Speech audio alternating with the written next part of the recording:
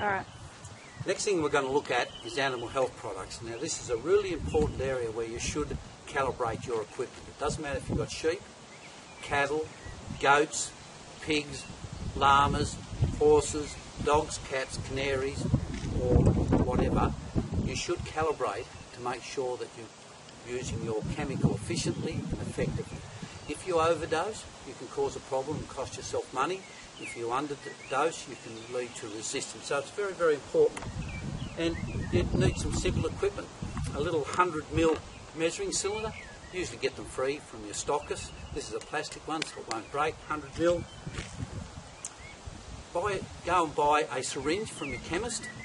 You pull the plunger out, burn the end with a cigarette lighter, and you've got a very, very accurate measuring cylinder. So either get a 20mm or a 10mm one, and perhaps with some of the bigger dose rates for cattle, get a 1000ml or 1 litre jug.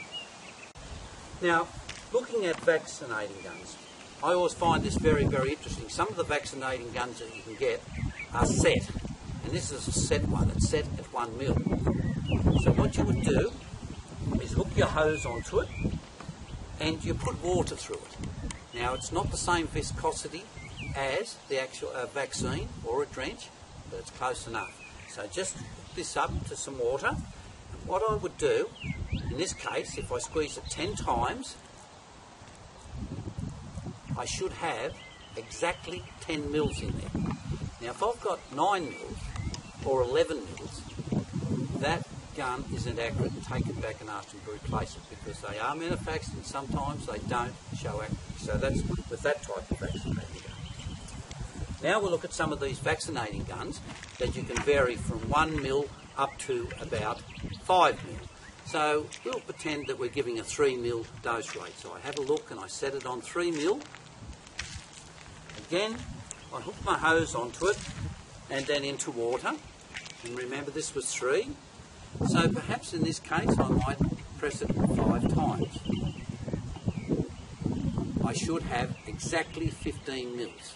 Now if I haven't got 15 mils, don't say, oh, that's close enough, it's only 1 mil out, because that means in every 10 or so doses you're wasting a complete 1 dose, and that could be $2 or $3 that you're wasting. So simply buy that. If it's not accurate, well, what you do then is you just modify it, because you get parallax error with it. You just move it, go with it another 5 or 10 times, and keep adjusting till it's exactly right. And these are all different vaccinating guns that we can use there. So something like that, very accurate for either 1mm up to 5 or 10mm.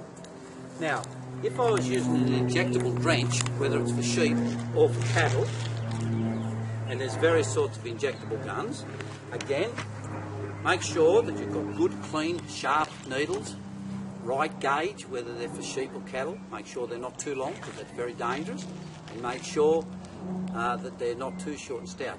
Find out what gauge you should be using, put them on here, and again, I look at the dose rate. Now this is a gun that's got 3.5, and just say my rate was 5. I put it on 5, again, just into water, press it 5 times, and looking in here, I should have exactly 25 mils. If I don't, in the case of this sort of gun, get it replaced, because it's manufactured and you can't alter it yourself. So that's a good way of testing those sorts of guns. Now, if we're looking at any of your pour-ons or spot-ons, 2 things with those. Make sure you read the label, and it may say it'll put a spot-on or a backliner. Read that off the label, but again, in the case of this one, it's an adjustable one, and this is a pour-on for cattle or spot-on for cattle, 15mm. Again, I hook it up to water, and in this case here, forgetting about how you put it on at this stage, I would press this, and I've got it set on 15mm. Just put my hose on, put that into water 5 times. I should have in here 75 mils. If I haven't got 75 mils, pour it out, just keep adjusting this, and 5 dose rates until it's putting out exactly 75. Then if I was going to use it, make sure I read the label whether it's a spot on or it's a pour on. And at smoko or at lunchtime, do it again, because what happens with these sorts of guns, they're adjustable, they bang or hit up against something and they will tend to move out. So at smoko, lunchtime, just do that little test again. It's very, very simple. Again, this is a cattle drenching gun.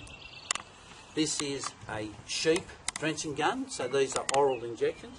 The exact same thing again. So with an oral injector, I read the label, and this is an adjustable one. I read here and I move it up, and this is say 30 mil. Again, putting water through it, using my jug, repetitive dose rate. Some people say 10.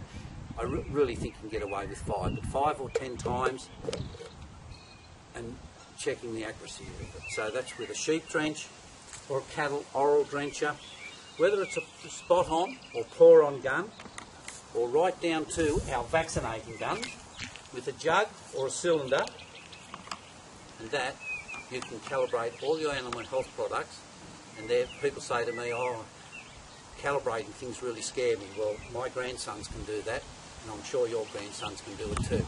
It's just making sure you've got put a little bit of time and effort into calibrating and save a lot of money. You can also help minimise the chance of resistance. And thirdly, that's good farm management practice.